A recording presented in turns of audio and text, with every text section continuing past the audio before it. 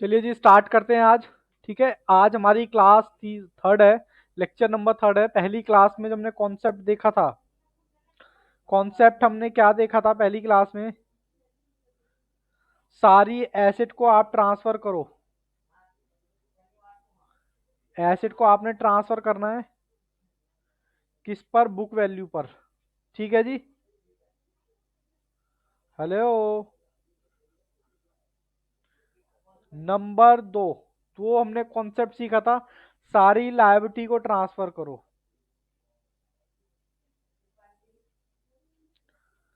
Transfer करना है book value पर। ठीक है जी। कॉन्सेप्ट नंबर थ्री, एसेट का ऑक्शन। मतलब एसेट की बात हमने की थी, या तो एसेट सेल होगा बैंक के थ्रू, जर्नल एंट्री भी हम देखेंगे अभी, या फिर कोई पार्टनर ले लेगा। क्या करेगा? या फिर किसी क्रेडिटर को सेटलमेंट लायबिलिटी कर देंगे, क्रेडिटर को दे देंगे, तो हमने बोला था नो एंट्री। ठीक है जी। आज जो कॉन्सेप्ट नंबर फोर है हमारा, वो है लायबिलिटी के कंटेक्स्ट में। अब लायबिलिटीज क्या करनी है? पे करनी है। क्या करनी है? पे। उससे पहले मैं आपको एक चीज और बताऊंगा यहाँ पर कि साहब ये जो एसेट हैं जिन जो सेल हो गई, जो सेल हो गई, उनके बारे में तो कोई दिक्कत ही नहीं है भाई। मान लो, अगर मान लो यहाँ पर 10 एसेट हैं और 10 में से 7 बिक गई, तो 7 का तो पैसा आप रिसीव कर लोगे। हेलो। हेलो। कहाँ गए? 10 में से 7 एसेट आपने रिलाइज कर ली, वो सेल हो गई, लेकिन सर 3 का क्या? जो 3 एसेट है, इनकी वैल्यू कुछ भी नहीं। हेलो, जल्दी से एक बार रिप्लाई करें। उनकी वैल्यू कुछ भी नहीं, तो उनकी वैल्यू क्या माननी है? जीरो। इस समझ नहीं आया? ओके चलिए। अब ठीक आ रही है, मेरे यहाँ तो नेटवर्क ओके है। आप थोड़ा सा चेक कीजिए। दूसरी चीज मैं यहाँ पर सिर्फ ये बात बोलने वाला था, पहले कॉन्सेप्ट में अगर आप एसेट आपकी बिक जाती है, कॉन्सेप्ट नंबर थ्री में सॉरी, एसेट आपकी बिक जाती है, मान लेते हैं टोटल एसेट है 10। कितनी? 10। 10 में से 7 के बारे में क्वेश्चन में बोला हुआ जी बिक गई इतने इतने रुपए की, और 3 के बारे में कुछ नहीं बोला, इसका मतलब उनकी वैल्यू कितनी लगी है? जीरो। ठीक है जी। मैं कहता हूँ लैंड एंड बिल्डिंग के बारे में कुछ नहीं बतावा, तो उसकी वैल्यू मतलब है जीरो, कि साहब वो जीरो में, यानी कि अगर एसेट जो बिक रही है उसका तो अमाउंट दिया जाएगा, अच्छी बात है। जिसका अमाउंट नहीं दिया जाएगा सर, उसका क्या लेंगे भैया? उसका मतलब वो जीरो में बिकी है, उसका कोई वैल्यू नहीं है। ठीक है जी। आज मैं लायबिलिटी के कंटेक्स्ट में बात करने वाला हूं आपसे कि साहब लायबिलिटी पे होगी, लेकिन क्वेश्चन एकदम चुप है। मतलब मैं कहूँ साइलेंट है। साइलेंट है कि भाई इसकी क्रेडिट की लायबिलिटी पे हुई है या नहीं हुई है। तो ये हमें पे करनी है आप पे, आप पे, आप पे, आप पे, मतलब खुद से। मतलब क्वेश्चन में नहीं बताया गया कि भैया इस बंदे की, इस क्रेडिटर की इतनी लायबिलिटी पे करनी है। अगर जितनी पे करनी है उतना क्वेश्चन बोलेगा तो उतनी हम पे कर देंगे, लेकिन क्वेश्चन में हमें बिल्कुल भी नहीं बताया कि कितनी लायबिलिटी पे करनी है। इसका मतलब उसको जो पे होगा वो बुक वैल्यू पर होगा। बात समझ आई या नहीं? तो मुझे बताइए रिप्लाई करके एक बार जल्दी से। बुक वैल्यू पर करना है। मैंने यहाँ पर सिर्फ दो बातें कही हैं। एक तो एसेट के कंटेक्स्ट में बात की है। एसेट का कंटेक्स्ट क्या कहता है भैया? अगर एसेट की वैल्यू नहीं दे रखी कुछ भी, तो इसका मतलब एसेट भैया जीरो में बिकी है आपकी। लेकिन लायबिलिटी के मामले में इसका उल्टा है। अगर क्वेश्चन में कुछ नहीं बता रहा कि आपने क्रेडिटर को कितना पे किया है, तो भैया ये मान के चलेंगे, हमारी अजम्पशन चलेगी कि जितना बुक वैल्यू में था उतना तो हमने पेड किया ही होगा।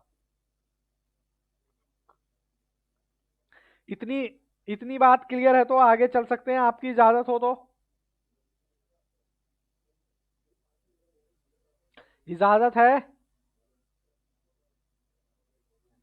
चलिए आज मैं बात करने वाला हूँ लायबिलिटी के बारे में।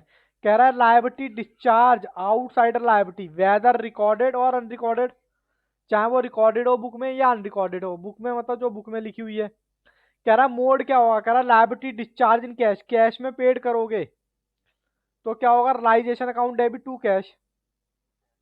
अब आपको ये सारी जर्नल एंट्री ना एक सी लग रही होंगी कि sir realisation to cash, realisation to cash. मेरे को सिंपल सा जवाब दो, जब आपके क्रेडिटर थे तो आपने उसको कहाँ भेजा, रिलाइजेशन में, ठीक है ना। अब जब उसकी पेमेंट होगी, इसका बैलेंस क्या होता है, क्रेडिट, ठीक है। लेकिन जब आपने इसको ट्रांसफर किया होगा तो उसको किया होगा डेबिट, खत्म करने के लिए। अब जब डेबिट किया होगा तो मैं क्या करूंगा, realisation account debit to cash.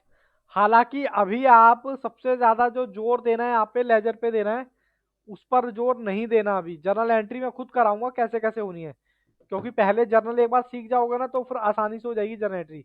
फिर कह रहा है कोई अगर लायबिलिटी ले ले एग्री हो जाए पार्टनर के, भैया इसकी लायबिलिटी तो मैं पे करूंगा, तो कैश की जगह क्या आ जाएगा, पार्टनर्स कैपिटल। वो पैसा लेके आएगा घर से। हम्म। बात अभी ऐसे थ्योरेटिकल समझ में नहीं आएगी जब तक हम प्रैक्टिकल क्वेश्चन करके नहीं देखेंगे। कह रहा है नोट, कह रहा है लायबिलिटी क्या होती है, कह रहा है जो बुक में अपीयर नहीं होती, not appear in the books of, उसको अनरिकॉर्डेड लायबिलिटी कहते हैं, ठीक है जी। चलिए मैं आपको एक क्वेश्चन करवाता हूं, तब थोड़ी सी क्लैरिटी और आएगी। अब कहता है ए और बी दो पार्टनर है, रेशो उनकी यही है, बैलेंस शीट वही चलती हुई आ रही है, हमने चेंज नहीं किया है, भरी पूरी बैलेंस शीट है आपकी। ये वाली कह रहा है बी अंडर टुक पे मिसिस एज लोन। बी क्या कहता है, बी कहता है कि ए की बीवी का लोन मैं पे करूंगा, ये रहा, ठीक है जी। अभी जर्नल एंट्री कैसे होगी उसके बारे में बात करेंगे आराम से, अभी तो सिर्फ समझा रहे हैं। फिर कहता है हाफ ट्रेड क्रेडिटर, आधे ट्रेड क्रेडिटर जो हैं वो ले लेते हैं मशीन एग्रीड वैल्यू कितनी, मुझे ये बताओ क्या ये एंट्री होगी या नहीं होगी। और अभी आगे भी लिखा हुआ है, आगे तो मैं कुछ नहीं बोला। हाफ क्रेडिटर ने हमारी मशीन ले ली 54,000 की। मेरा आपसे क्वेश्चन ये है क्या ये एंट्री होगी या नहीं होगी। क्यों नहीं होगी, मैंने बताया था अगर कोई एसेट, कोई भी हमारी एसेट ले लेता है तो रिलाइजेशन टू रिलाइजेशन कट जाएगा तो वो एंट्री नहीं होगी। लेकिन बैलेंस कहता है, कहता है and cash full settlement of after,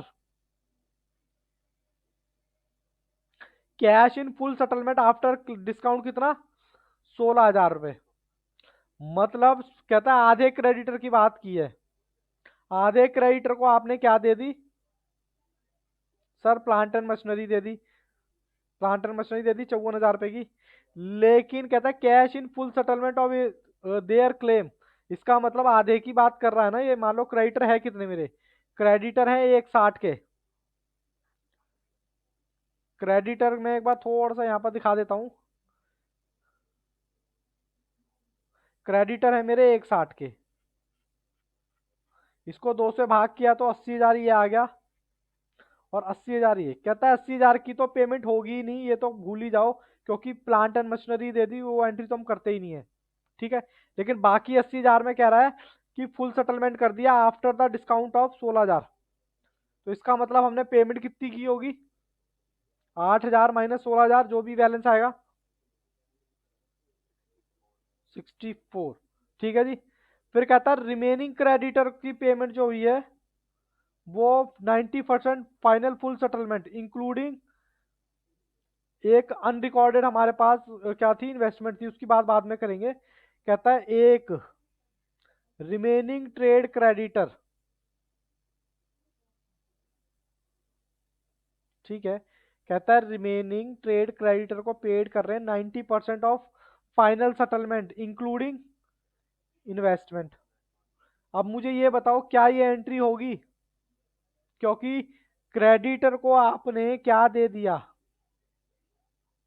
investment दे दी, तो ये एंट्री भी आपकी नहीं होगी, लेकिन लेकिन लेकिन लेकिन सिर्फ ये होगी। अभी जब मैं कराऊंगा तब आपको और ज्यादा क्लैरिटी आएगी, ठीक है। अभी मैं कराऊंगा और ज्यादा क्लैरिटी आएगी। कहता है बिल्स पेबल ड्यू 1 अप्रैल से ड्यू होना था, उसको डिस्चार्ज कर दिया 18% पर एनम। जबकि देखें डिसोल्यूशन कब हो रहा है, डिसोल्यूशन हो रहा है आपका 31 मार्च को। तो 31 मार्च से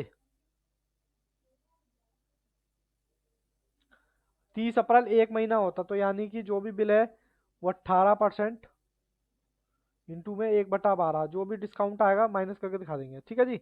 अभी यहाँ से क्वेश्चन 7 स्टार्ट हो रहा है, मैं आपको लेके चलता हूँ क्वेश्चन के सोल्यूशन की तरफ। बहुत ही आराम आराम से करेंगे, कोई जल्दी नहीं है हमें।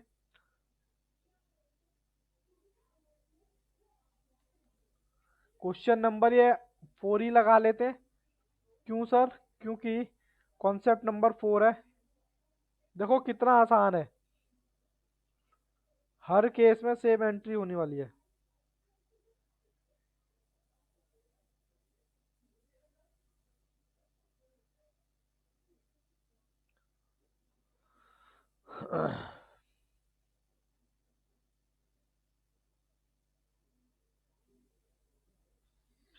जहां दिक्कत लगे बाबू वहां मुझे बता देना। मैंने सबसे पहले क्या बनाया, रियलाइजेशन अकाउंट।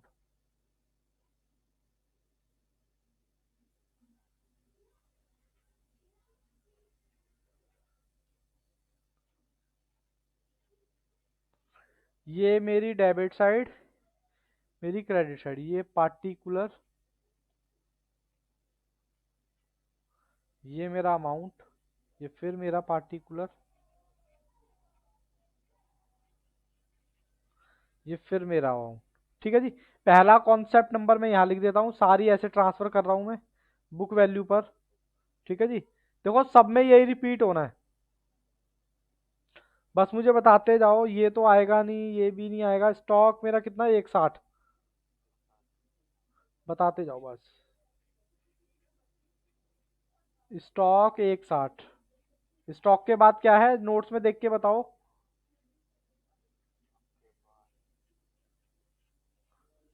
डेटर है शायद, 132 के डेटर है नोट्स। हाँ जी, आप नोट्स लेके नहीं बैठे हो, उसका मतलब 12,000 रुपये का प्रोविजन साथ के साथ ट्रांसफर कर रहा हूँ। बनाया नहीं है क्या आपने? तो देखो ना, देख देख के बताते रहो मेरे को। Plant and machinery 60,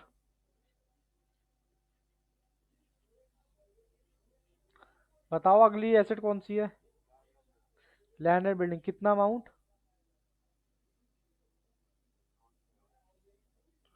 land and building है आपकी 66,000 रुपये। टू JLP 10,000 रुपये की। ये तो हम रिपीट कर रहे हैं, सिर्फ रिपीटेशन हो रहा है। JLP हो गया इन्वेस्टमेंट,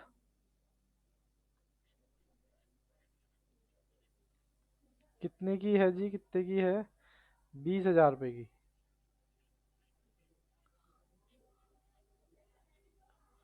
टू गुडविल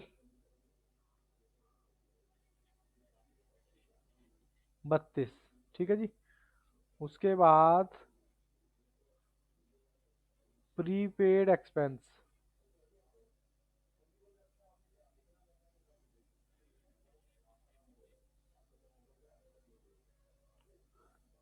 बस। उसके बाद ये डेफर्ड वगैरह तो हम लेते ही नहीं है, सारी ट्रांसफर कर दी बुक वैल्यू पर।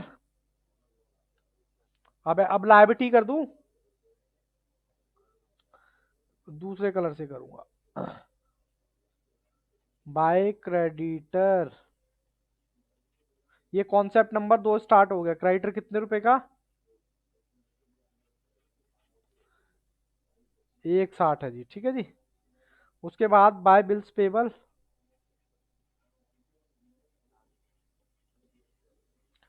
ये हुई ना बात, कुछ थोड़ा सा जल्दी हो जाएगा क्वेश्चन। और बताइए। ए का लोन है, ए का लोन तो आएगा ही नहीं, क्योंकि ये इनसाइडर पार्टी है, मिसिस एज लोन।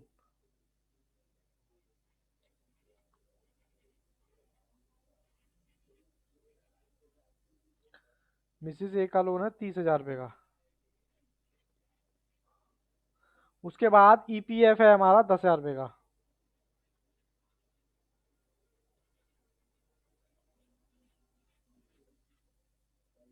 उसके बाद वर्कमैन कंपनसेशन फंड आएगा नहीं, मशीनरी रिप्लेसमेंट रिजर्व डाल देते हैं।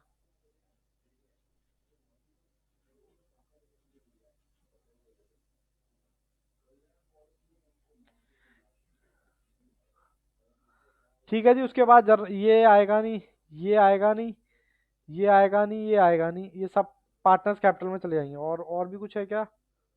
नहीं जी, और भी कुछ नहीं है। अब देखो एसेट के बारे में तो क्वेश्चन में कुछ नहीं बोला हुआ। एसेट के बारे में जो कॉन्सेप्ट नंबर 3 था कुछ नहीं बोला हुआ। ये वाली जो एसेट है, ये वाली, इसके बारे में कुछ नहीं बोला हुआ। इसका मतलब इसकी वैल्यू क्या मानूं मैं? 0। ठीक है जी। अब स्टेप बाय स्टेप बात करते हैं। सबसे पहले बात करते हैं क्रेडिटर की, सॉरी क्रेडिटर की नहीं, पहले ये वाली बात कर लेते हैं। कह रहा बी ने लोन ले लिया मिसिस ए का, तो जर्नल एंट्री क्या होगी? देखो लोन कहाँ है, ये रहा,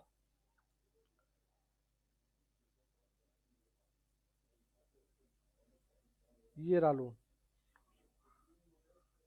तो जब लायबिलिटी पे होगी तो ये कहाँ चला जाएगा? टू बी की कैपिटल डेबिट। कितना? कितना जी? 30,000 रुपये। हाँ जी, क्वेश्चन में कुछ नहीं बोला ना, तो इसका मतलब पूरी पेमेंट हो रही है।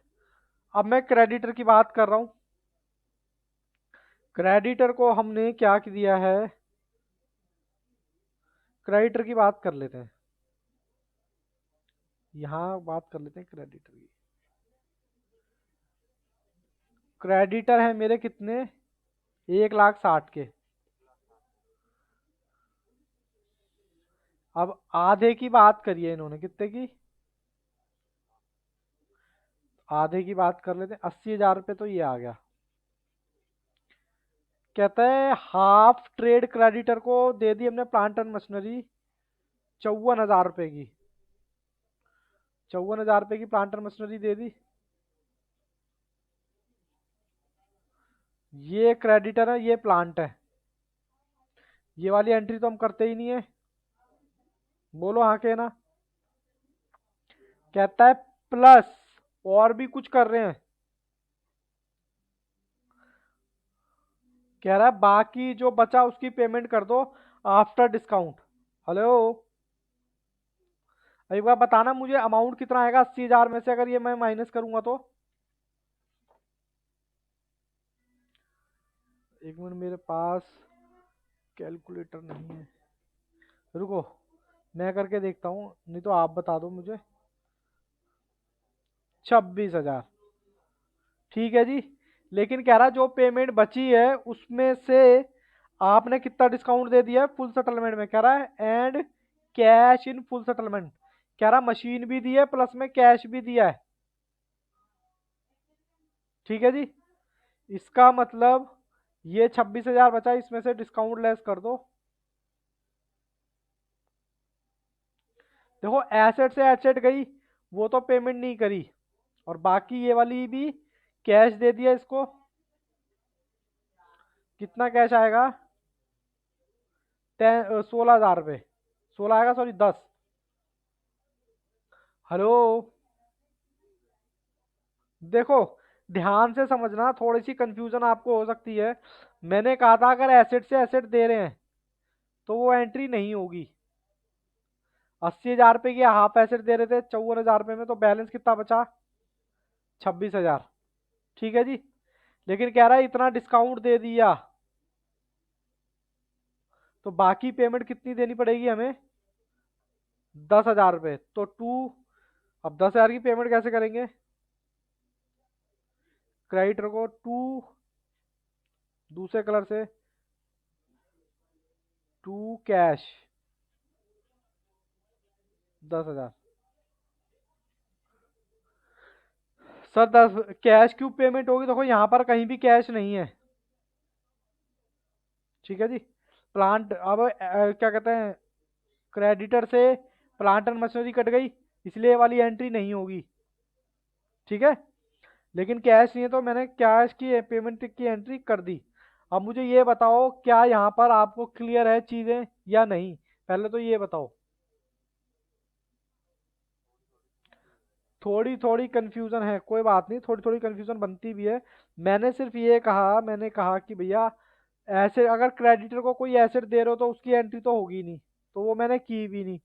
फिर कहता है कि आफ्टर डिस्काउंट हमने उसको 16,000 की पेमेंट कर दी, तो जब लायबिलिटी कम करूंगा तो पेमेंट तो मैं यहीं से करूंगा ना। टू कैश के हिसाब से ऐसे बी ने यहाँ पर लोन चुकाया, तो ऐसे ही टू कैश। तो बस वही, अभी धीरे धीरे और बात बनेगी। अब आगे एडजस्टमेंट में क्या पड़ता है, कहता है रिमेनिंग क्रेडिटर। रिमेनिंग क्रेडिटर का मतलब ये इधर कितने बच गए, 80,000 रुपये। अब रिमेनिंग क्रेडिटर को कह रहा है पेड कर रहे हैं हम percent full settlement including investment. ठीक है जी। अब इसका मतलब हम उसको पेमेंट कितनी कर रहे हैं, ठीक है। या एक काम करो, उसको और ज़्यादा सिंप्लीफाई कर देता हूँ, कंफ्यूजन ना बढ़ जाए। ठीक है, आप डायरेक्ट कुछ मत करो, ये सोचो इन्वेस्टमेंट क्वेश्चन में है ही नहीं, क्योंकि वो अनरिकॉर्डेड इन्वेस्टमेंट है। सीधा इसका निकाल दो। एक मिनट, 95%। 95% कितना आएगा 80,000 रुपये का, ये आएगा 76,000। बस इसकी पेमेंट कर दो आप, टू कैश 76,000। ठीक है जी, ओके। उसके बाद कहता है बिल्स पेबल। बिल्स पेबल देखें जरा कितने के थे हमारे। बिल्स पेबल ये रहे 40,000 रुपये के। बिल्स पेबल जो थे 40,000 रुपये के हैं, और कहता है हमने डिस्चार्ज कर दिया 18% पर एनम पर। ठीक है, ये तो आपने बिल ऑफ एक्सचेंज में भी किया होगा 11वीं में, क्योंकि अप्रैल है तो 1/12। तो मैं इसका डिस्काउंट निकालूँ कितना आएगा, 40,000 गुना 18% डिवाइडेड बाय 12, तो 600 रुपये का हमें यहाँ पर क्या मिल जाएगा, डिस्काउंट मिल जाएगा। 40,000 की जो पेमेंट थी हमने 1 महीना पहले ही उसकी पेमेंट कर दी। भाई अप्रैल में पेमेंट करनी थी, और हमने कब पेमेंट कर दी, क्योंकि कहता है ड्यू डेट अप्रैल में थी, हमने 31 मार्च को हमारा डिसोल्यूशन हो गया। 1 महीने पहले पेमेंट कर दी तो 1 महीने का हमें डिस्काउंट मिल गया। ये आपने किया होगा कहाँ पर, जब बिल ऑफ एक्सचेंज का चैप्टर किया होगा 11th में, तब सिखाया होगा। तो यहाँ पर टू कैश कितना, 39,400। बस उसके बाद क्या करना है, उसके बाद कुछ भी नहीं करना, आंसर मिला के। अभी जब आपकी बुक से क्वेश्चन कराऊंगा तब और ज़्यादा क्लैरिटी आएगी, अभी ये कॉन्सेप्ट चल रहा है ना। बस कुछ नहीं किया मैंने। ये वाली एसेट है, इसकी वैल्यू अगर ना दे रखी हो तो मैं मानता हूँ जीरो। जीरो मानता हूँ जी, जीरो। ठीक है, और इसकी वैल्यू अगर ना दे रखी हो यहाँ पर, तो मैं मानता हूँ कि इसकी पूरी पेमेंट हुई है। कितनी पेमेंट हुई है, यहाँ की पूरी पेमेंट। लेकिन अगर कोई एसेट दे देता हूँ तो उसकी एंट्री मैं नहीं करूँगा, क्योंकि वो एसेट यहाँ पर भी आएगी, यहाँ पर भी होगी, और यहाँ पर भी उसकी लायबिलिटी होगी, तो वो एंट्री नहीं होगी। अब यहाँ पर कैश क्यों पे किया, क्योंकि कैश यहाँ पर है नहीं। ठीक है जी, अब बताओ, थोड़ा थोड़ा क्लियर हुआ। ओके। अब यहाँ पर कहता है कि एक एक क्वेश्चन और है, तब ज़्यादा और ज़्यादा क्लैरिटी आएगी। एक क्वेश्चन हम पढ़ते हैं, क्या कहता है, कहता है the amount of liability transfer to realisation में। कह रहा है एक लायबिलिटी ट्रांसफर करी है कितने की, 1 लाख रुपए की। 1 लाख है ना, 50% of liability are paid, paid at a discount 10%, और 40% of remaining undertaken by the B. और रिमेनिंग देखो कितना झोल झाल है, लैंग्वेज देख रहे हो, लैंग्वेज। ये मैं यहाँ पर ना क्या कहते हैं, फुल स्टॉप लगाना भूल गया टाइपिंग वाला। मैं आपको बताता हूँ, 1 लाख की लायबिलिटी थी, 1 लाख की लायबिलिटी थी, उसका 50%। हाँ, इसका 10% घटा दोगे, अरे वाह, तुम तो बड़े ही होशियार हो। कितना आएगा? 45 आ जाएगा, 10% कराऊंगा ना तो 45 आ जाएगा। फिर कह रहा 40%, यानी कि 40,000 रुपये। कहता है बी, कहता है मैं पे कर दूंगा। तो यानी ये बी ने ले लिया, अभी इसकी एंट्री करूंगा अभी। और रिमेनिंग क्रेडिटर जो होते हैं, एक्सेप्टेड स्टॉक कितना, रिमेनिंग क्रेडिटर कितने के रह गए? 10,000 रुपये के। और ये हमारे क्या ले गए? स्टॉक ले गए। 28,500 का स्टॉक और 1,000 रुपये कैश मांग रहे हैं। तो ये वाली एंट्री तो नहीं होगी, लेकिन कैश की एंट्री हो जाएगी। कितना? बात समझ आई? मैं दोबारा रिपीट करता हूँ, 1 लाख की टोटल लाइबिलिटी थी। 50%, 40% और रिमेनिंग 10%। कहता है ये वाली तो 10% डिस्काउंट पे आपने सेटल कर दी है, कैश की पेमेंट होगी, इसकी एंट्री हम करेंगे। ये एंट्री बी ने ले ली, ये भी एंट्री करेंगे। लेकिन जहां एसेट आ गई ना, कह रहा है स्टॉक दे दिया। स्टॉक दे दिया कितने पर? इतने पर। और प्लस में कह रहा है स्टॉक भी दे दो और एसेट भी दे दो। तो ये एंट्री आपकी सिर्फ ये वाली नहीं होगी, बस ये 1,000 रुपए की पास करेंगे। बात समझ आई कुछ कुछ? अभी ये काम करूंगा, कॉन्सेप्ट हो गए 4, कितने? 4। अब 4 के बेसिस पर मैं आपकी टीएस ग्रेवाल की बुक से क्वेश्चन कराऊंगा, तब जाके थोड़ी और क्लैरिटी बनेगी। अभी तो आपको लग रहा होगा यार अंधेरे में तीर मार रहे हैं, पता नहीं क्या क्या चल रहा है। ठीक है जी।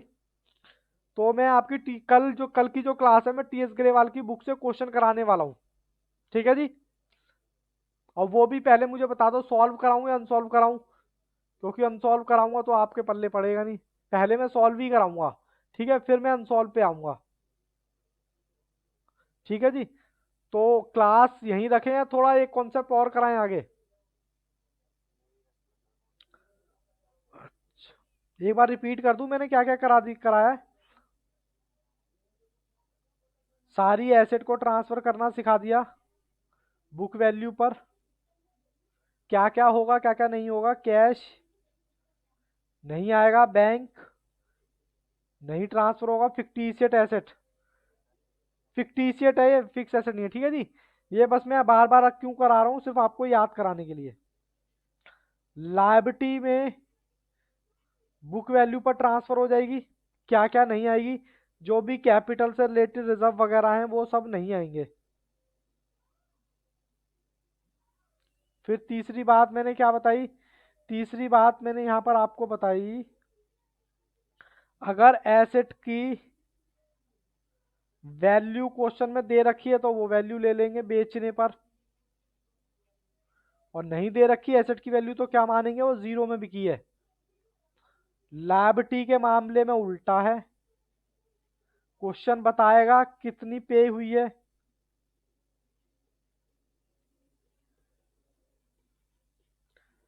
कितनी पे हुई है। नहीं बताया तो पूरी बुक वैल्यू होगी, नहीं बताया तो पूरी जो बुक वैल्यू है वो पे होगी, जो बुक वैल्यू है वो पे होगी। ठीक है जी। अच्छा, तीन, चौथी हो गई है। और तो हमने किया ही नहीं, बस इतनी सी बातें याद रखनी है। कल मैं आपको आपकी बुक से क्वेश्चन कराऊंगा। ठीक है जी। चलिए, all the best, take care, good bye और गुड नाइट।